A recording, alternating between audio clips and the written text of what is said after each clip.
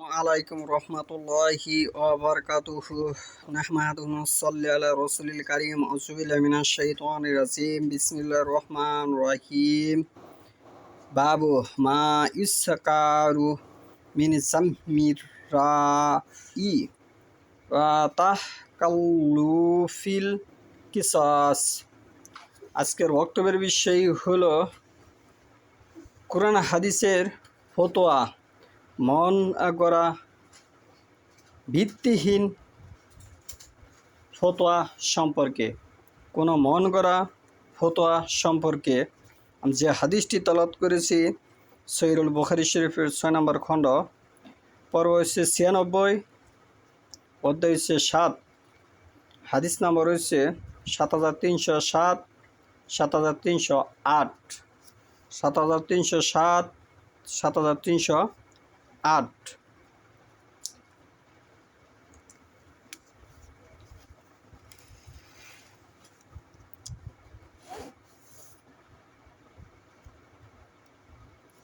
আন উরওয়া কালা হাজ্জা আলাইনা আব্দুল্লাহ ইবনু আমর ফাসামিতুহু ইয়াকুলু সামিতুন নবী সাল্লাল্লাহু আলাইহি ওয়াসাল্লাম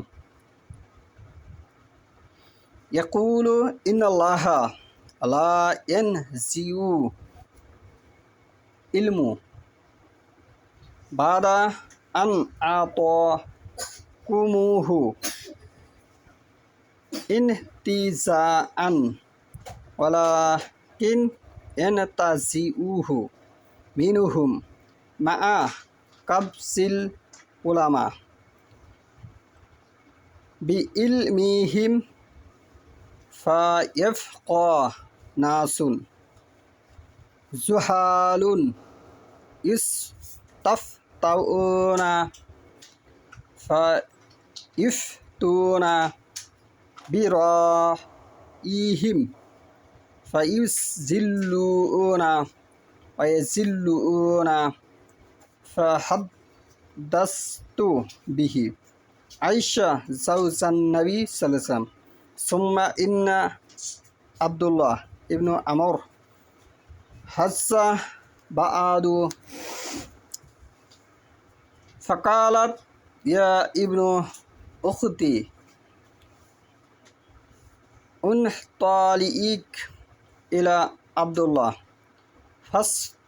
ফাস্তাশবিত লি মিন হুল্লাজি হাদ্দাসতানি আনহু ফাজিতুহু ফাসআলতুহু ফাহাদ্দাসানি বিহি কানাহ বি মা হাদ্দাসানি ফাআতাইতু আয়েশা ফাআখবারতুহা ফাআজিবাত ফাকালাত ওয়াল্লাহি লাকাদ হাফিজ আব্দুল্লাহ ইবনু ওমর।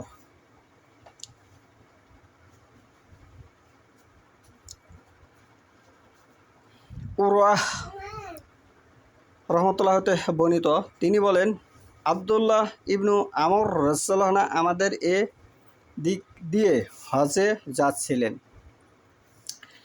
আমি শুনতে পেলাম তিনি বলেছেন যে আমি নবী সাল্লামকে বলতে শুনেছি, আল্লাহ তোমাদেরকে যে এলেম দান করেছেন তা হঠাৎ ছিনিয়ে নেবেন না,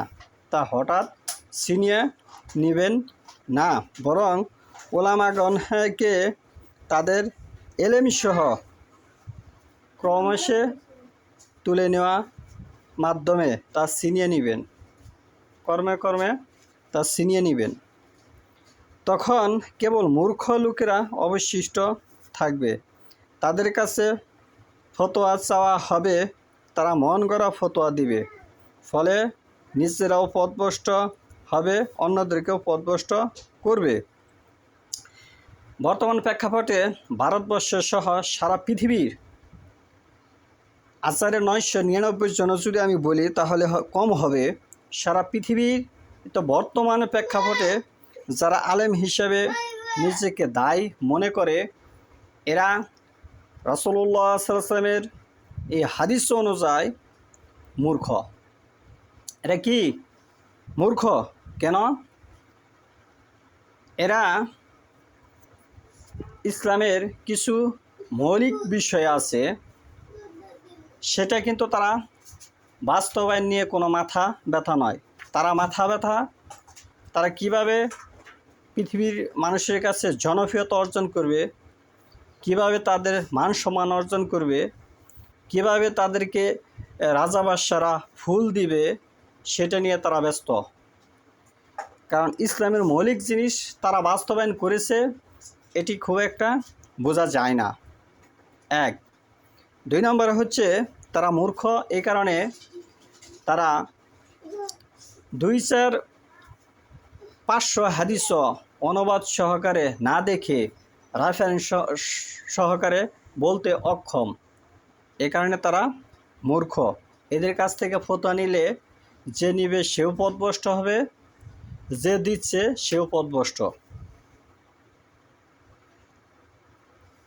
উরওয়াহ রাদিয়াল্লাহু আনহু বলেন, আমি এই হাদিসটি নবী ইসলামের স্ত্রী আয়েশা রাদিয়াল্লাহু আনহাকে বললাম। তারপর আব্দুল্লাহ ইবনু আমর আবার হজ করতে এলেন। তখন আয়েশা রাদিয়াল্লাহু আনহা আমাকে বললেন, হে ভাগ্নে, তুমি আব্দুল্লাহর কাছে যাও এবং তার থেকে এ হাদিসটি তুমি আমাকে বর্ণনা করেছিলেন তার নিকট থেকে যাচাই করে আসো। আমি তার নিকট গেলাম এবং জিজ্ঞেস করলাম। তিনি আমাকে ঠিক সেই রকমই বর্ণনা করলেন যেরকম আগে বর্ণনা করেছেন, উমর রাদিয়াল্লাহু আনহু যেভাবে বর্ণনা করেছিলেন। আমি আয়েশা রাদিয়াল্লাহু আনহার কাছে ফিরে এসে তাকে জানালাম। তিনি আশ্চর্য হয়ে গেলেন এবং বললেন, আল্লাহর কসম, আব্দুল্লাহ ইবনু আমর মনে রেখেছেন। হাদিসটি যাচাই করার জন্য উরওয়া আয়েশা রাদিয়াল্লাহু আনহার কাছে গিয়েছিলেন। আয়েশা রাদিয়াল্লাহু আনহা আবার ওমর রাদিয়াল্লাহু আনহুর কাছে পাঠিয়েছিলেন। আমাস রহমতুল্লাহ বলেন, আমি আবু ওয়েলকে জিজ্ঞেস করলাম, আপনি কি সিফফিনের যুদ্ধে যোগদান করেছিলেন? তিনি বললেন, হ্যাঁ। বালা শব্দের অর্থ হচ্ছে হ্যাঁ। মুসা ইবনু ইসমাইল, সাহাল ইবনু হুনাইফ রাদিয়াল্লাহু আনহু, আবু জান্দাল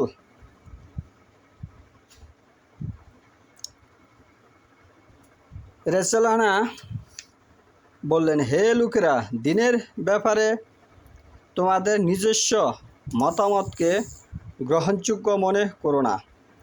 সাহাল ইবনু হুনাইফ রাদিয়াল্লাহু আনহু বলেন, হে লোকেরা, দিনের ব্যাপারে তোমাদের নিজস্ব মতামতকে গ্রহণযোগ্য মনে করো না। বর্তমান প্রেক্ষাপটে ভারতবর্ষের 95%, শতকরা 95% মানুষ নিজস্ব মন গড়া ফতোয়া দিয়ে থাকে, যা দলিল চাইলে আনসান করে আপনি যাচাই করে দেখতে পারেন। কিন্তু হাদিসে এসেছে মন গড়া ফতোয়া দেওয়া যাবে না। এদেশের মানুষ আবার এতই সরল সোজা, এতই নম্র ভদ্র যে 1500 বছর আগে রাসূলুল্লাহ সাল্লাল্লাহু আলাইহি ওয়াসাল্লামকে তারা চায় না। তারা চায় বর্তমান আলেমদেরকে, যেটি আলেমদের কথা শুনতে এবং মানতে নিষেধ করেছে সূরা তওবার 34 নম্বর আয়াতে, যে কিছু আলেম হবে, বের হবে। এই কথা হাদিসেও এসেছে যে যারা মানুষের টাকা পয়সা আত্মসাৎ লুটে খাবে, তাদের কাছে যাওয়া, তাদের কথা শোনা যাবে না। যারা মানুষের টাকা পয়সা লুটপুট করে খাবে, নিজস্ব মন গড়া ফতোয়া দিবে। কেননা আবু জান্দাল দিবসে হুদাইবিয়ার দিন আমি ভেবেছিলাম যদি রাসূলুল্লাহ সাল্লাল্লাহু আলাইহি ওয়াসাল্লামের সিদ্ধান্তকে প্রত্যাখ্যান করতে পারতাম তাহলে অবশ্যই আমি তা প্রত্যাখ্যান করতাম, যে কোনো ভয়াবহ অবস্থায় এর জন্য আমরা যখনই তলোয়ার কাঁধে নিয়েছি তখনই তলোয়ার আমাদের যে যুদ্ধ সেটি সহজ করে দিয়েছেন। বর্তমান বিষয়টি আলাদা। রাবি বলেন, আবু ওয়েল রাদিয়াল্লাহু বলেছেন, আমি সিফফানের যুদ্ধে শরিক ছিলাম, কতই না মন্দ ছিল সিফফানের লড়াই। তাহলে এখানে আমি যে বিষয়টা স্পষ্ট করতে চেয়েছি, মন গড়া ফতোয়া দেওয়া, মন গড়া ফতোয়া মানা যাবে না। হাদিস নম্বর 7308, 7307।